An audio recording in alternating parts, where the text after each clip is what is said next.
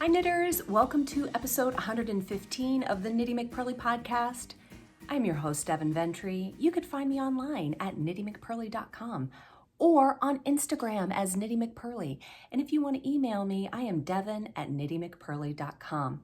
Also, and I always forget to say this, could you subscribe? That would be amazing. And if you like the video, give me a thumbs up because, then YouTube knows to show it to other people. So that's always nice. Thank you to Eileen who gave me this awesome mug.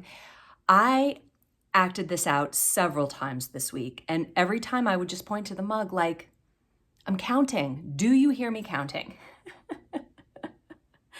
Anyway, the weather kind of stinks here today, because it's like cold and freezing rain and yucky, but yucky weather like this kind of makes it nice to be inside, and that's all I want to do today. It was actually a blessing in disguise because I had all these plans for today and I didn't really want to do any of them. And so when it was freezing rain, I was like, oh, guess I can't do those things. It's not that I couldn't do those things. It's just that we were like, well, if it's not gonna be a nice day, it's fine. We'll just sit home and knit. Oh, I guess that's what we'll have to do. Oh gosh. Okay. Well, welcome to the podcast.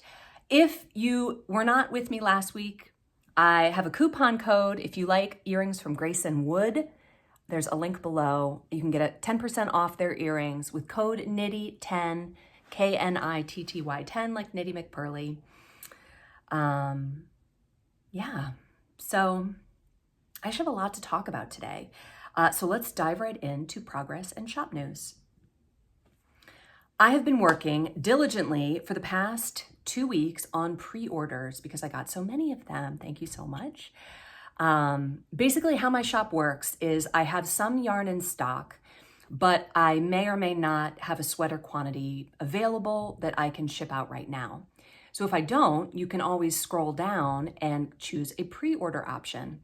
So let's say you wanted the Bosque colorway in DK, and I only have 3 skeins of DK in stock. You can just pre-order however many you want.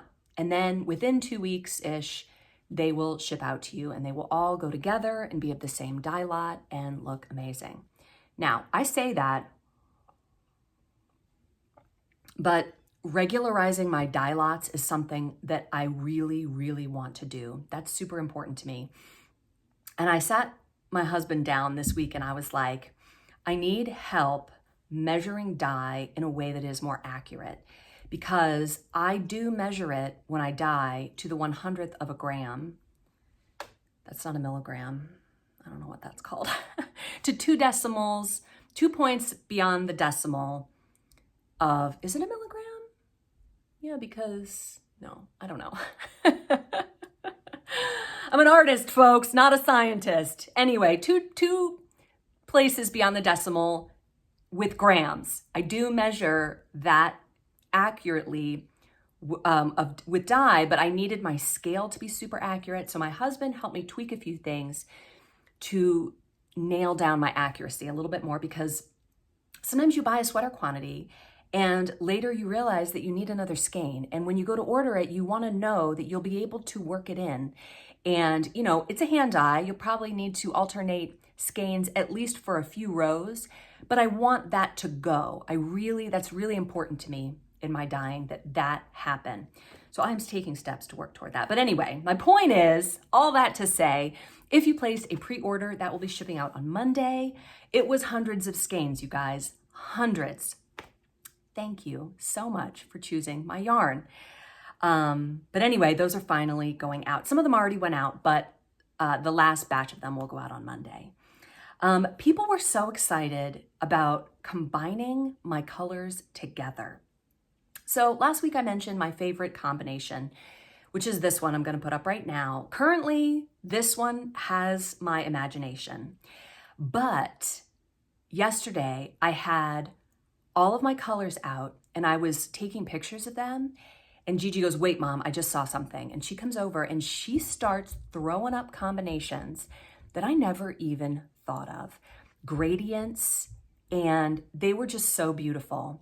And I just took pictures of them as you're seeing right now. And they're just, people see different things. I get stuck in my own little rut of what I like together. But like I noticed it at the retreat, people were pulling together things that I just wouldn't have thought of. And sometimes they'd bring them up and in their mind, they've got them for different projects, but I'm like, oh my gosh, these look so good together. They're like, they're not even for the same project. I'm like, who cares? They look amazing. So, and you know, things like we've got trinket and bougie here, like things can go together in ways you didn't think of. And having somebody suggest that to you or having some fresh eyes on it, it's amazing because you see great things. It's really fun to see different things. So that brings me to, you may have noticed, I'm wearing my Vesper sweater. I have not actually worn this sweater on the podcast totally finished. Is that true? I'm pretty sure I have not. I think that I wore it one time and I had only one sleeve done. So this sweater is a fingering weight alternated with a mohair. And I made a very important, it's very comfy, very loose. It has a few short rows in the back of the neck, not very many. But I've been working on this pattern and it's almost ready to go to the tech editor. And I made a very important decision about it. I decided that it is going to be a free pattern. I thought that was exciting. So I've been wanting to have a free sweater pattern. And as I was working this up, I'm like, gosh, this sweater is so simple. Like it's just such a basic sweater. And the combinations are endless. You could make it all one color in just a fingering weight yarn. You could make it all one color, just mohair. You could use Suri silk. Anything that you want to use to get gauge, you can use. You could scrap this project and do all different colored stripes of fingering weight scraps or mohair scraps or Suri silk scraps or anything that you can use to get gauge basically.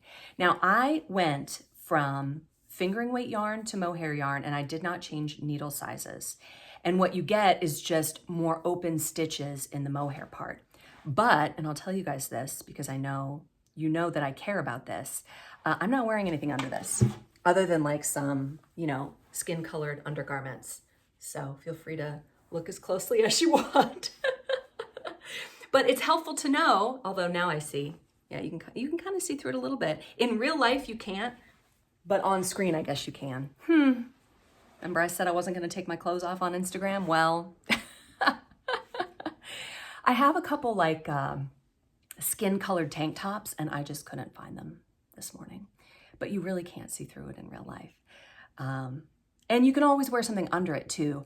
I felt like at the retreat, I saw people really getting creative with sweaters that they wanted to knit cropped or whatever. And they got creative with what they wore underneath it. And it just looked awesome. So I actually almost put a shirt on under this. Maybe I'll do that. Hold on.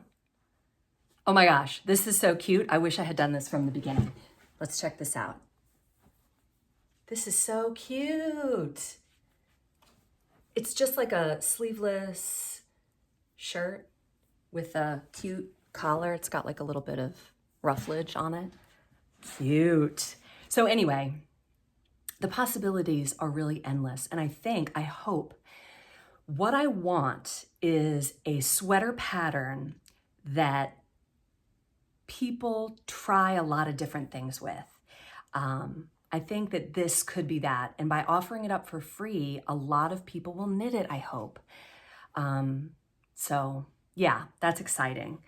Let's see. Now, oh, gosh darn. Well, yeah, hold on. Whew, I'm out of breath. That was a lot of running around. I also turned the fan on because one thing I love about this sweater is that it is not hot. In fact, when I put it on this morning, I thought it's almost not warm enough for today because it's cold and rainy and icy. This is going to be a great spring sweater. But what I wanted to show you is my swatch, because with the swatch, I used all bougie. I did the bougie in the fingering and in the mohair. And isn't that pretty? Like you could do it all one color. You could go super no contrast, such as this, or almost none, because you have two different weights of the same color. But the combinations are endless. Let's just go through a couple of them, shall we? What about this? Gigi put these together, and I thought these were amazing. Like, this is a lot of contrast. Think of black and white. I'm not a huge fan of black, and white. I like to soften them both with color. And if you have something that's dark and something light, you can go towards black and white without it being such a strong contrast. Something that's very, very low contrast, we have, and you know what? I noticed this in pictures. Morel and Bougie don't look that different in pictures, but they really are. Morel is a much darker, deeper color than Bougie. Bougie is very innocent and petally and just pure, whereas Morel is much moodier, much darker. It's got lots of pops of different things. So anyway, if you went with like Bougie and Morel, that's much less contrast.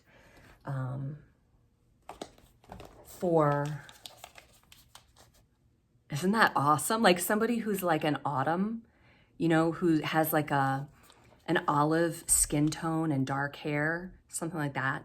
Like these are not my colors, but there are people who look amazing in these colors. Tara, who I met at their retreat, this is her favorite combination.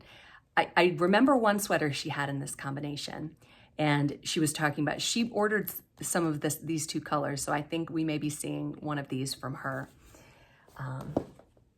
But gosh, here's Fontaine and Bosque together. It's just so beautiful. How about Bosque and Black Forest Cake? That's gorgeous. Now this is in my wheelhouse right here. Trinket is not really one of my colors, but I love it. Like that's why I picked it. And actually I think that maybe that's why this looks a little bit better on me with this here, because this yellow is just not really one of my colors, but this would be amazing. Or how about Bosque and Morel? These are my two favorites, my babies. I love them. They're just so moody. Why do I love moody people? I don't know. Come to my house for an hour and you'll know why. It's especially evident on Sundays because everyone is here. Okay, anyway, and Thistle and Pewter. You guys. Thistle and Bougie. I have a secret about these two. I'm gonna tell it to you right now. You ready?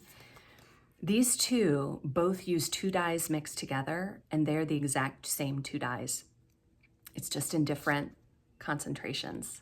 Isn't that cool? Like you wouldn't even guess. Like this is pink and this is purple.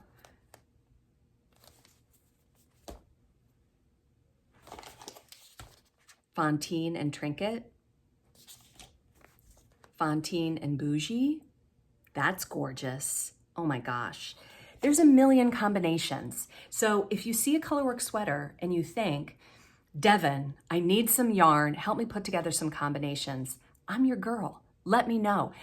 I would like to get that up on the website where you can click a page and just see some gradients and some colors that look good together, 2 color combinations, 3 color combinations. I dyed these colors with the aim of them being put together in something. I wanted them all to go together.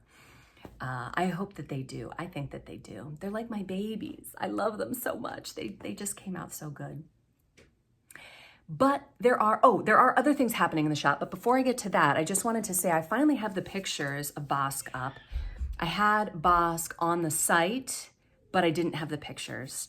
This is a gorgeous color. These two, oh my gosh. This is Morel and this is Bosque, like the mushroom, like the pear.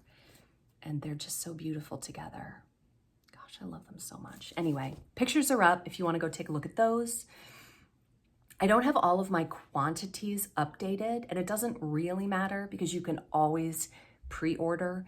And you know, it all works out in the end. But I do make sure that all of the colors that go out in a pre-order go together. Like if they're gonna be for a sweater, you're gonna want those to be the same, dye lot, and look the same. But like I said, I am working toward that happening all the time. That's my goal. Okay, other new things in the shop. How about this cute thing? It says, it will block out. You guys might recognize this. Sorry, there's some shine on it. This is a design that I drew up. Can't remember when. I don't know, maybe a year ago. And, oh, Lord have mercy. Lord have mercy.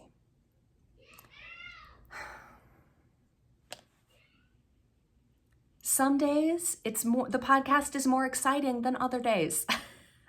Today's an exciting one. Okay, anyway, this is an acrylic pin and it has a rubber backer that just kind of pops off. And the good thing about these rubber backers is that it doesn't grab onto your yarn as much. I mean, it might a little bit, but not like the metal ones. So these acrylic pins are a little bit bigger than an enamel pin, and they're cheaper to make too. So these are in my shop. They are $5, and it's about 1.5 inches tall and 1.75 inches wide. And I feel like this is a metaphor for life, right? It'll block out. It's all gonna be fine. Just don't worry about it. Life is good. It'll block out. So anyway, I thought I would try these. If you pick one up, let me know what you think of it. I would like to have dogs in the acrylic pin, and I have a couple other ideas that we might do. But let me know what you think, like stickers or pins. I would love to hear what you think. And if you like the acrylic or if you would prefer an enamel pin, they are more expensive to make. So I like to keep the price point affordable because the economy is not great. So having things be affordable is always nice. Okay, also the Amelia needle case now comes in natural. This is a totally plain wood needle case, and this just has a little shimmy off top. And they have also seen an upgrade because now they have 5 tapestry needles in there, and there are 2 sizes. There's the big yarn needle that is really nice when you're doing a worsted weight project or like a bulky project or something. There's 3 of those. And then there is this size 18 tapestry needle that is good for socks or any kind of, smaller yarn project that you're working on. So previously, I've had these in colors. I'll put some pictures up right now. I have them in grass green and magenta and gold. And prior to this, they came with 3 needles in them, but this has seen a wee upgrade, and now they come with 5, and now it comes in natural. So if you need a little case for your tapestry needles and you're interested in one that looks like this, go and grab this from the shop. Okay, I now have Midwinter Hand Balm, which I called Bleak Midwinter after that song. I won't sing it. I could, but I won't do that to you. And it just has this adorable label with the skates and the hot chocolate. And it's just the thing that the skates are hanging on. It's so cute, right?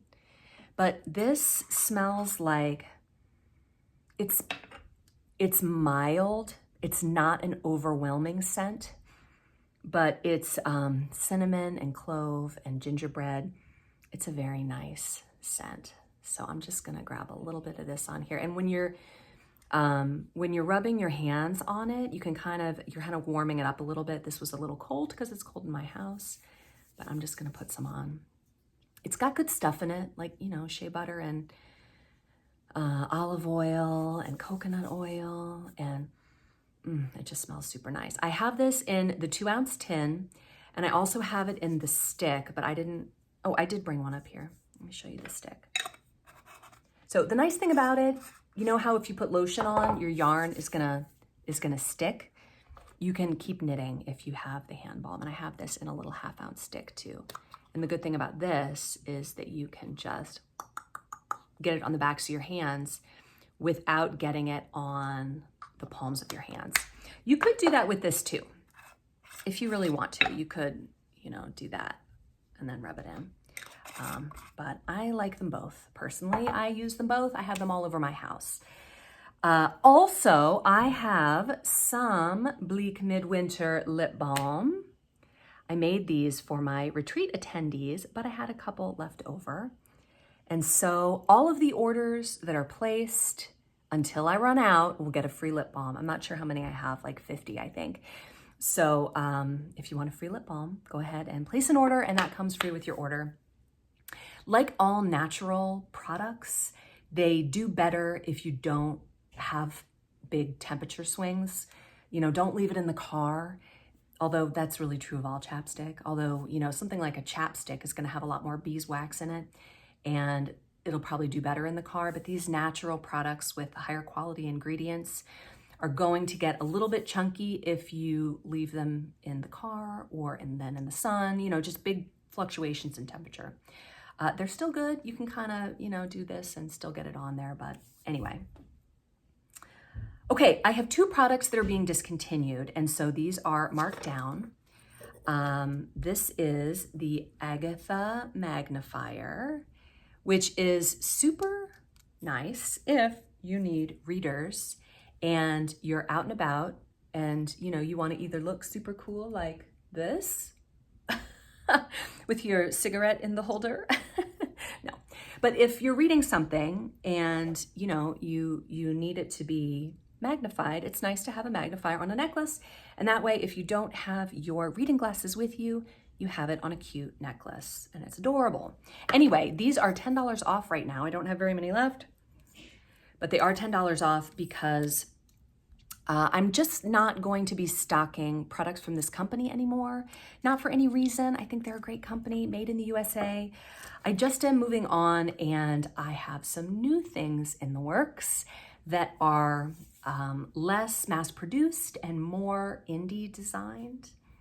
Maybe by me, we'll see. So I have some new things in the works, and what I have is on its way out.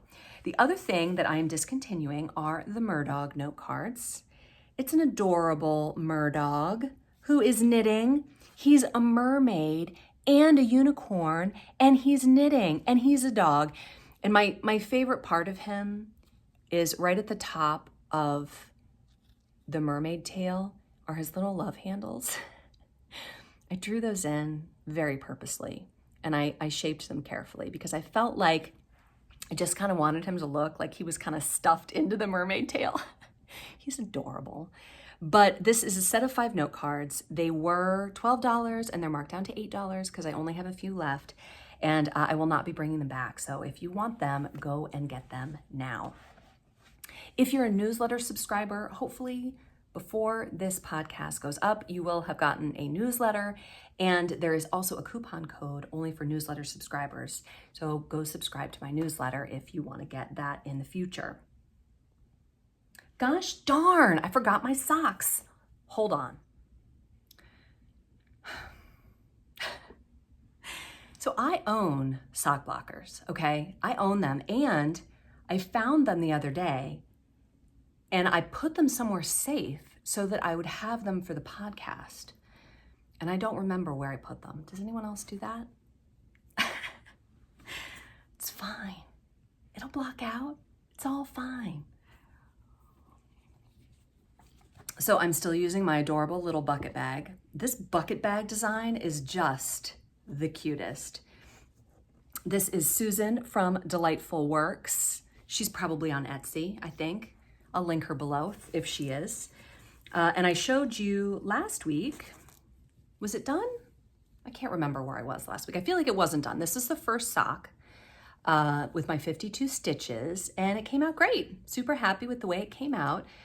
I couldn't remember if I was supposed to knit the gusset in the main color or the contrast color. I guess it's my sock. I can do whatever I want, but I did a little bit on the cuff and the heel and the toe.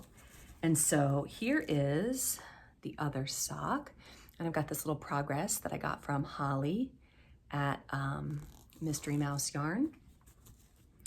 And it looks like I am going to have enough, although I'm getting low on the green. So it's good that I used my main color on the gusset, because I would run out of that. I would run out of this. Hopefully I will have enough, but you know what? These socks are for me. And if I run out, then I'll just make the toe a different color. That will be great. That'll all be fine. But these have been really nice.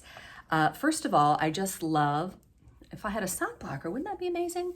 I just love the fit of these. They fit amazing. Like I said, I did a 52 stitch cast on.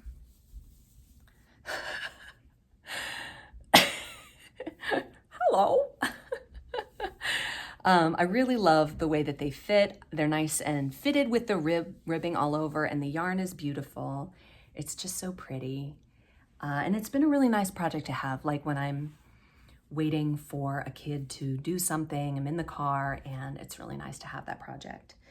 I think I'm gonna have a sock going all the time. I think that's something I'm gonna do, because sometimes people give me yarn and I do a lot of design, and so I think, well, what am I gonna make with this? But I can always have socks going. Socks are the kind of thing you can just always have that going, and have it in a little bag that you can always grab. If, you know, your husband says, do you wanna come to the dump with me? And you're like, yeah, but I'm gonna need something to knit. Have a sock so you can take it with you. Did I tell you about the dump date? It was so funny. We went to the dump one time, and one of my kids called it a dump date. And now anytime anybody has to go to the dump, we're like, woohoo, dump date. Can we go to Costco too? Woohoo.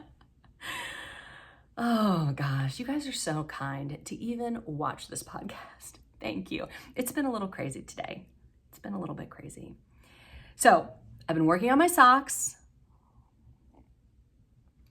The other thing that I have been working on is my project in these colors that I showed last time and that I showed in the picture. It's hard to hold up 5 yarns.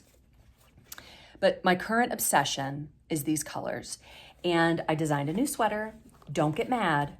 I'm working on the Vesper pattern. I'm working on the gilded sweater. These are all happening. Don't feel like Devin's just moving on. I'm not. Everything will happen, I promise. So I designed a new sweater. I'm not ready to show it to you yet because it's just in that stage of, it's the beginning. But at some parts of the sweater, this is 5 colors, and at some parts of the sweater, you're holding 4 yarns working stranded.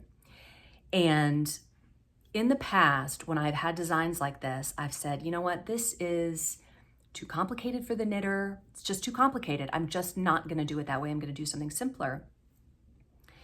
But the more I talk to knitters, the more I realize, and I should have known this, people are willing to do what it takes to get the sweater that they want. I know I was. It wasn't my very first sweater, but one of my early sweaters, and I've told this story before about Joji Locatelli's Opposite Pole. It's a complicated sweater for a new knitter, but if you want that sweater, you can knit it. And so most of the time in my new design, you're working with 2 or 3 colors, almost the whole sweater, but there are a few rows where you're holding 4 colors together. So I got on Etsy and I ordered this thing. It hasn't come yet. I just ordered it the other day, but I think that this will help me keep them organized. I was able to do it, but I was not that happy with my floats. It's gonna take practice to be able to do a 4 color, holding 4 colors. I think this would be a fun thing to talk about next week, yarn management. Let's talk about yarn management next week. And I wanna talk about how you knit color work. I'm a continental knitter, so no matter, and this is just me, but no matter how many colors I'm holding them all in my left hand. So if I have 2 colors, I will separate them and have 2. If I have 3 colors, I'll have 2 and 1. And if I have 4 colors, I have 2 and 2. And it actually works pretty well for me. I know people like to have them all separated, and I'm gonna try out this thing that I got on Etsy and we'll see how that works out. But that's an interesting topic for next week. Okay, this week, we're gonna be talking about our word and topic of the week, which is Suri and Mohair. Now, when you think Suri, maybe you think this. This beautiful daughter of Katie Holmes and Tom Cruise, named Suri. I wonder if she's named after the alpaca. I don't know, but I would have a little more respect for her parents if she was. Katie Holmes, I think, is a knitter. Is she a knitter? I don't know. Some people are fair weather knitters, like maybe they knit once in their life. I don't know. But anyway, that's not what we're going to talk about. Not that Suri. We're going to talk about the Suri alpaca. Suri alpaca, and I've talked about alpaca before, and I don't want to do too much overlap with what I've talked about before because I want to specifically talk about the difference between a lace weight mohair silk yarn and a lace weight Suri silk yarn. That's particularly the nuance that I want to focus on here. So I'm going to be talking around that. There are two breeds of alpaca. There is the Suri alpaca, and there is the, I'm going to say it wrong, Huacaya. That sounds good, doesn't it? Huacaya alpaca. So only about 10% of alpacas are the Suri. So when you get alpaca yarn, it's probably the Huacaya kind. Suri is less common. One study found that Suri alpacas could be reliably distinguished from Huacayas by looking for a low frequency of hairs less than 35 micrometers in diameter. So Suri alpacas have a finer coat and they have a lot of luster in their coat. So I want to compare these two. I have a skein of each undyed. And the reason I bring this up is because I'm going to have Suri silk in my shop. Woohoo! It's going to be Stockholm Suri silk. So here are the two skeins together. Now they kind of look the same, but we're going to be talking about the differences. This is the mohair. Both have a lot of luster, but I think there is more, I don't know, it's hard to tell in the camera. Both have a lot of luster. They're very, very similar. This is the mohair. This is the Suri silk. The Suri alpaca has 0 scratch factor. Now, I wore my sweater today to church under a coat, so it was like pressed up against me, and I had no prickle factor with this 10-row stripe of alpaca, mohair. So the mohair has a higher prickle factor than the Suri silk, but in my humble opinion, it's still not tremendous. I feel like both of these are very, very soft.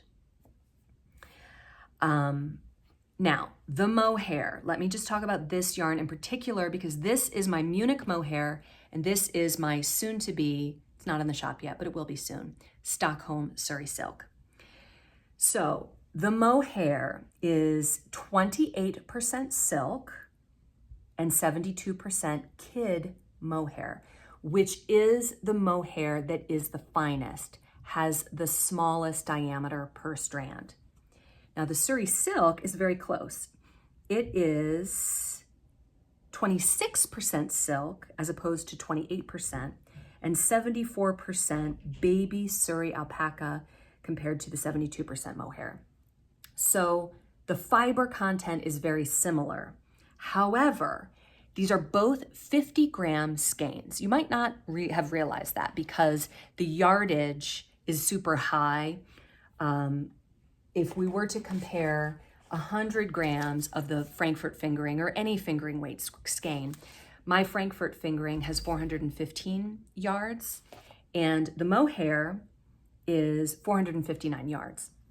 So they're about equal in yardage, but because it's a much lighter weight yarn, it's a 50-gram skein as opposed to a 100-gram skein. So they're both 50-gram skeins, but because the alpaca is so much heavier than the mohair, even though the fiber content is almost the same and both skeins are 50 grams, with the mohair you get 459 yards. With the Suri alpaca, it's only 328 yards. So that's a big difference of about 130 yards. So, and I'm talking about the stuff that's in my shop, but this is pretty universal. I mean, anywhere you're gonna go, you're gonna find 100-gram skeins of fingering weight and 50-gram skeins of these two lace weight yarns. So let's start with the mohair. I've talked about this before. Like I said, I'm not going to step on the toes of what I've said before too much, But mohair comes from a goat. A goat? Did you guys see Despicable Me 3? Oh my gosh, it's great. With the goat and the unicorn. Oh, great movie. If you haven't seen it, even if you're an adult, go watch it because it's so great. Tons of great 80s music. It's wonderful. Anyway, comes from a goat. The mohair goat and the Angora goat refer to the exact same goat. It's just that sometimes they're called Angora, sometimes they're called mohair. Angora is from Ankara, Turkey. Used to be called Anatolia. Also used to be called Angora. Now it's called Ankara, and that is the capital of Turkey. And that's where the word Angora comes from. So Angora refers to the name of the city. Mohair comes from the word Mukhayar, which is an Arabic etymological parent of mohair, and the word Mukhayar means choice or select. So the words mohair and Angora are synonymous in the sense that they are the choice fibers. They want to, kind of sell it. It's like, early branding. These fibers are the most choice. But whereas Angora refers to the region. So Angora goats, Angora cats, and Angora rabbits all come from this place in Turkey. And interestingly, they all have this kind of fluffy fur, but it's not the same because they're from different animals. Interesting.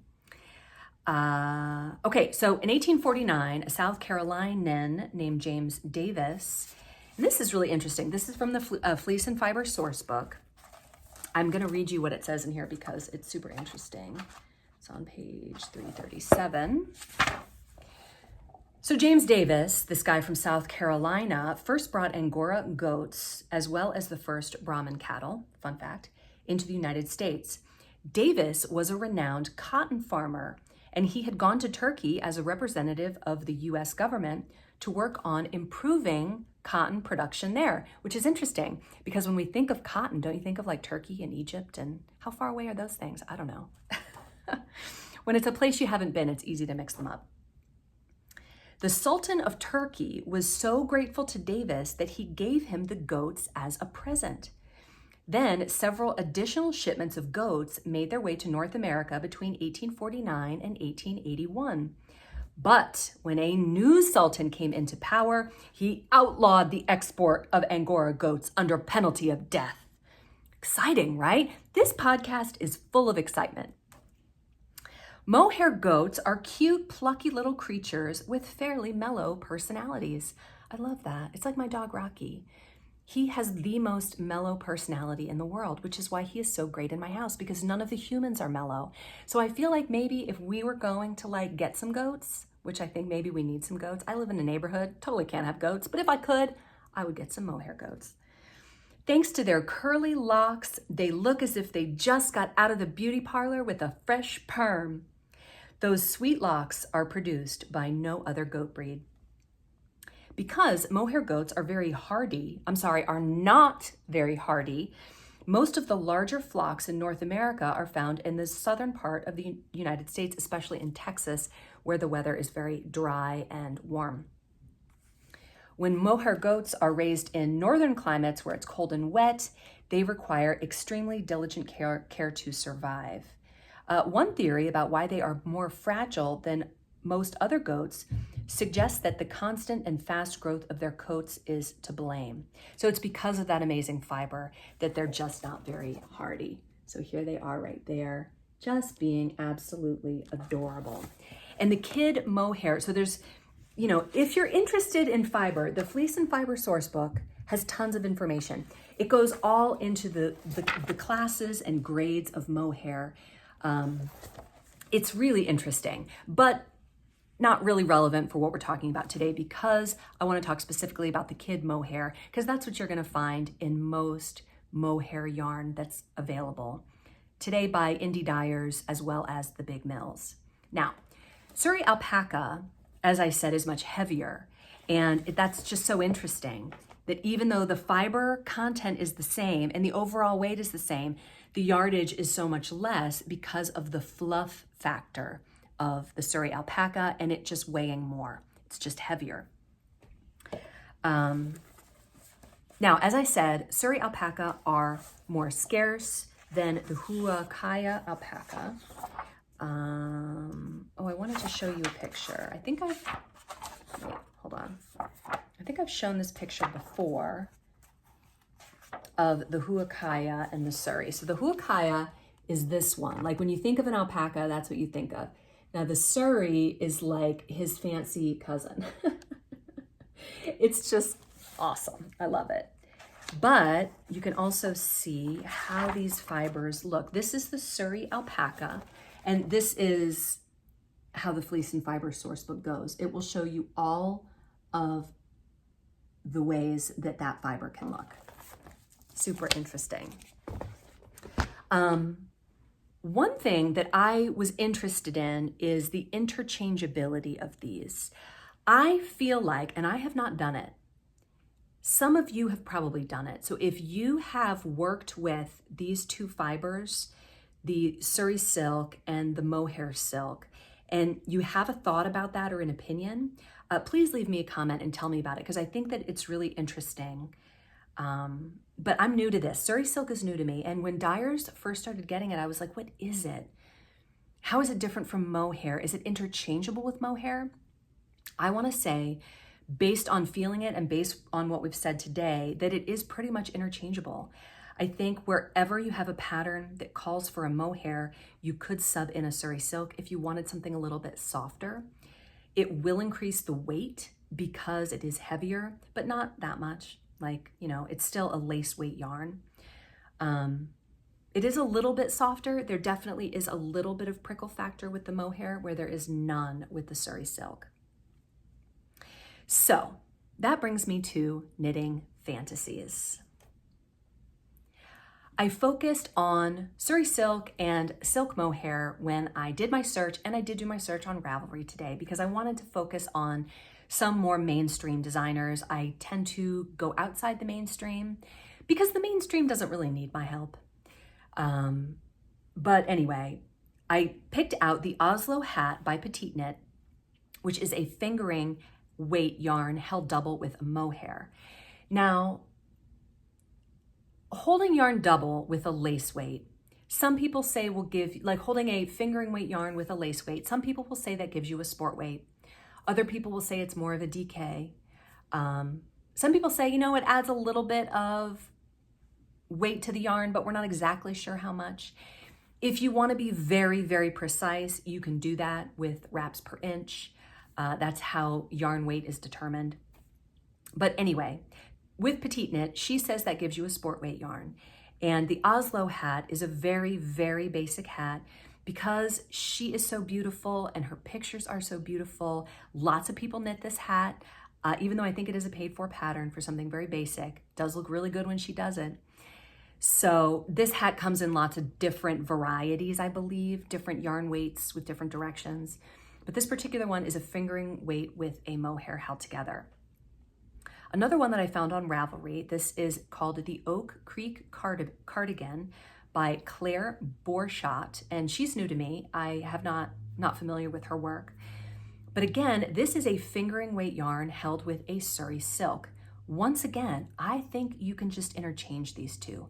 That's my humble opinion, and I will be trying that out to see how that works. But if you, like I said, if you have any thoughts, let me know. My third pick is called Chili by Babette Ulmer, and this is Suri silk only. So this gives you some idea of what it would look like if you knit something in only Suri silk. I feel like, you know, it brings up the question of what are you wearing underneath that? What, you know, if you knit something that might be a little bit see-through, you might have to wear something under it. So, but whatever, this is a cardigan, you'd have to wear something under it anyway. So those are my picks for this week. All right, comments roundup. A lot of wonderful comments about the retreat. Last week, I just gushed and gushed about how great the retreat was. Didn't really have segments, I just gushed. So anyway, Mountain Girl Knits, who is Amy J, who I got to meet at the retreat. She was wonderful. And she is a new transplant from out west to Virginia. She doesn't live near me. She lives in the other part of Virginia, which is like kind of the southwest part. I live in Northern Virginia, And if you're familiar with this area, we're not even really considered Virginians. Like we're just like, you know, DC urbanites, but she's a transplant to this area. And she's like, I don't know any knitters in real life. And she got to meet so many wonderful knitters, and that was wonderful. Anyway, her comment was, thank you for an amazing retreat. It was such a great time meeting so many other knitters for the first time ever. And she was not the only one. A lot of people said this, like, I love to knit and I have knitting friends on the Instagram world, but I don't have any in real life. And so many people were able to meet real knitters in real life, and that was so, so great. Darcy Saunders said, so glad to hear you say at the next retreat. Sounds like you had a wonderful time. Can't wait to join you at the next retreat. Me too, Darcy. I hope you can make it. The planning for this has not yet started, but there will be more for sure. It was so fun, and I just have to do it again. Erica L. said, I knew it would be all joy and kindness. I knew it. I'm so glad for you all, and I hope to make it to the next one. Me too, Erica. I hope you can make it.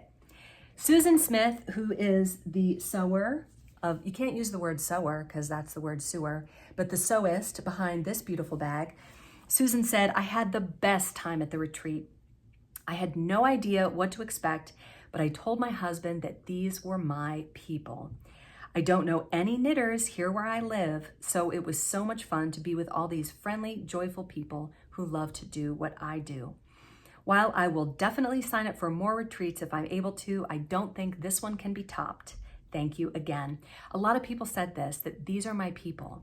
I felt exactly the same way. It was amazing. Anyway, Lana Dubinsky said, the retreat was just amazing.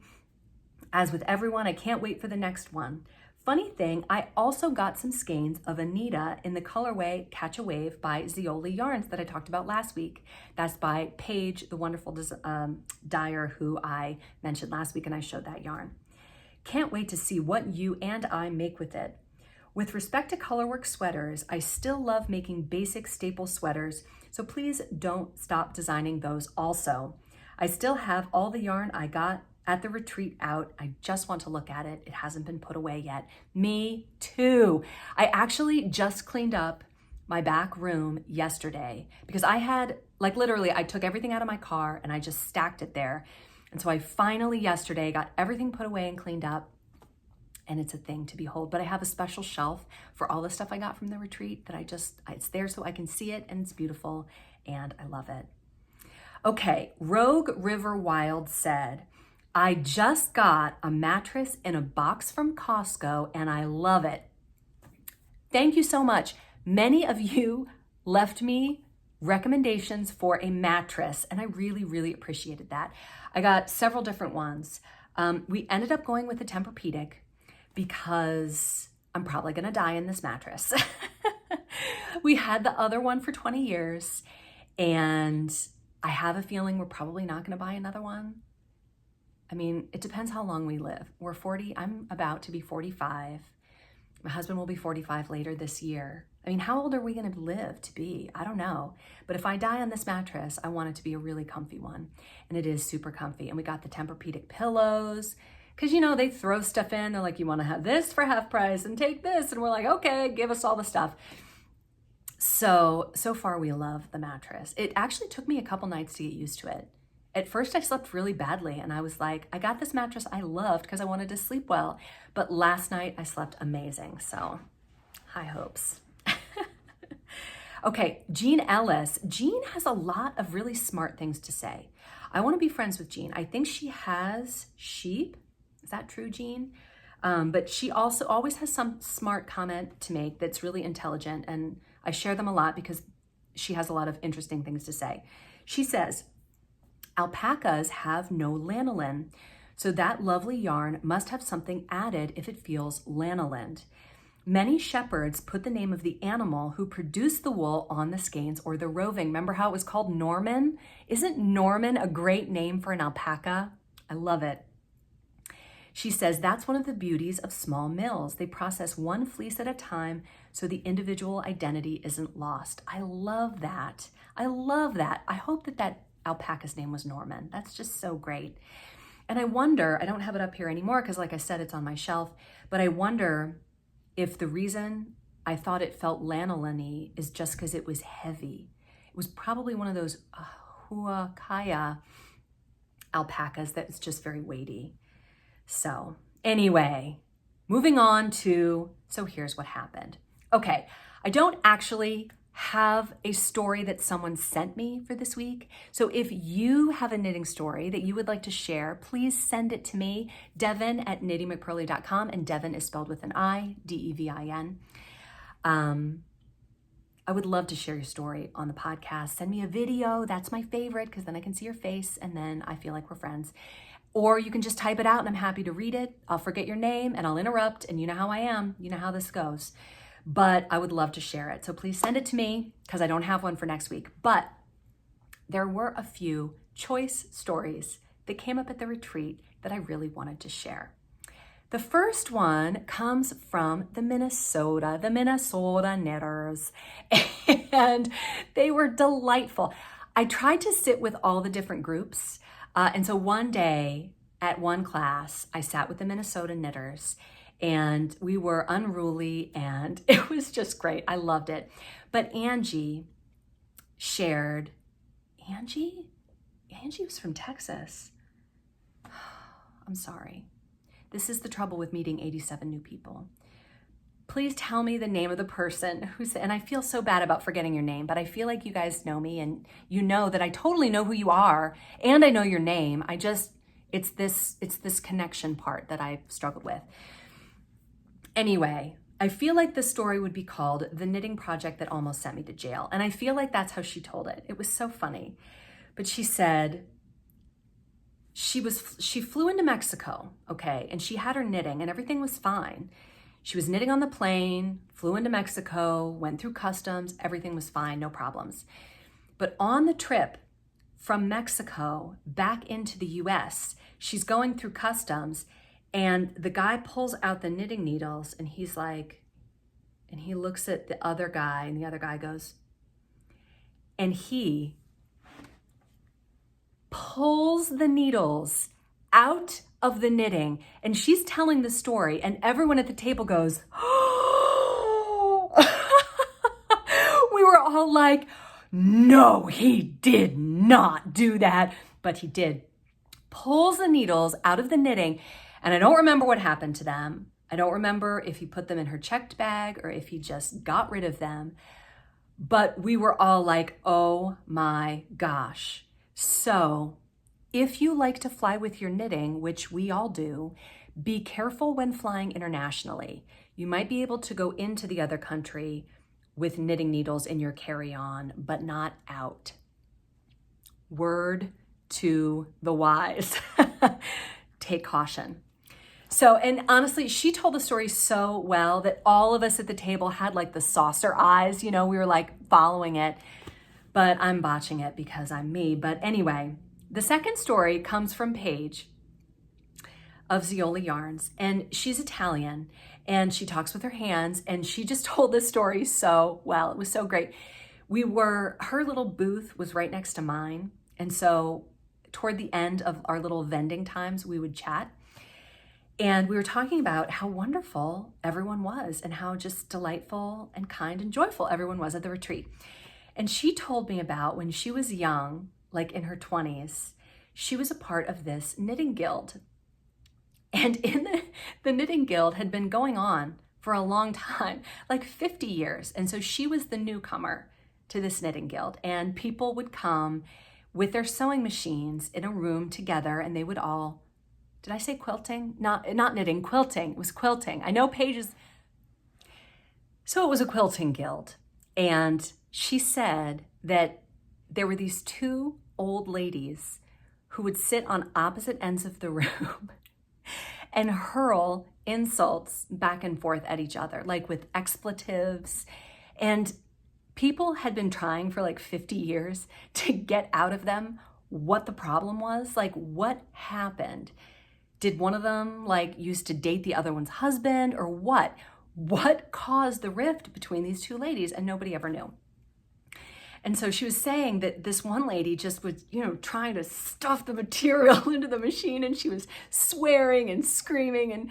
And so she said, oh, well, can I help you? And so she helped her. And after that, the woman was much kinder. Like, she was like, oh, someone's going to help me.